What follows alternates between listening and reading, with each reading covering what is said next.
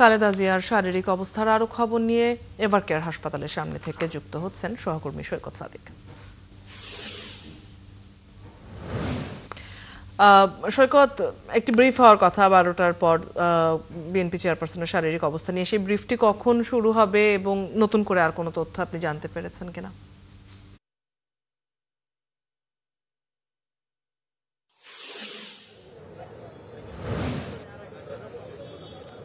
অদিতি, সাবেক 3বারের প্রধানমন্ত্রী BNP chairperson Begum Khaleda জিয়ার শারীরিক অবস্থা কি অবস্থা রয়েছেন, যেহেতু গতকালকে ব্রিটিশ চিকিৎসক এসেছেন চীনে থেকে চারজনের প্রতিনিধি দল এসেছেন, তারা তার শারীরিক অবস্থা কি দেখলেন সেই বিষয়ে আজকে দুপুর 12টায় একটি ব্রিফ হওয়ার কথা ছিল, বা এমনটি বিএনপি মিডিয়া সেল থেকে বলা হয়েছিল যে বেগম খালেদা জিয়ার যে ব্যক্তিগত চিকিৎসক বিএনপি স্থায়ী কমিটির সদস্য এজেএম জাহিদ হোসেন, তিনি এই গণমাধ্যমকে ব্রিফ করে জানাবেন যে বিএনপি নেত্রীর সর্বশেষ শারীরিক অবস্থা কি রয়েছে। এবং আমরা কিছুক্ষণ আগে জানতে পারলাম সেই ব্রিফটি 12:30 বাজে হবে। এবং এই এভারকেয়ার হাসপাতালের সামনে যে ফটক রয়েছে, যেখানে কাঁটাতারের বেড়া দেওয়া রয়েছে এবং যার নিরাপত্তা ব্যবস্থা আইন শৃঙ্খলা বাহিনীর সদস্যরা মোতায়েন রয়েছে, তিনি সেখানে ব্রিফ করবেন।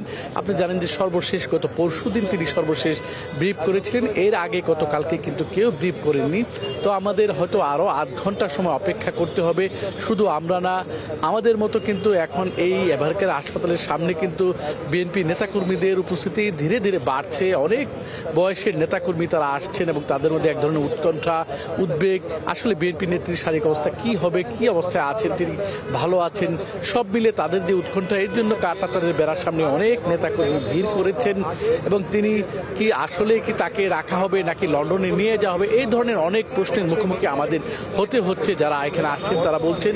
তো আমরা যেহেতু শুনেছি যে দুপুর 12:30 বাজে এই বিষয়ে ব্রিফ করা হবে এবং এজেড জাহিদ হোসেন তিনি সর্বশেষ পরিস্থিতি জানাবেন, সব মিলে আমরা কিন্তু তখনই বলতে পারবো যে বিএনপি নেত্রীর সর্বশেষ এভারকেয়ারে যে চিকিৎসা, সেটার জন্য যে মেডিকেল বোর্ড গঠন করা হয়েছে অধ্যাপক শাহাবুদ্দিন আহমেদ তালুকদারের নেতৃত্বে, দেশি বিদেশিদের চিকিৎসকদের সমন্বয়ে, তারা পুরো বিষয়টাই কিন্তু আমাদের কাছে জানাবেন এবং তখন নিশ্চয়ই তখন আমরা জানতে পারবো বিস্তারিত আরো খবর। সৈকত, ধন্যবাদ।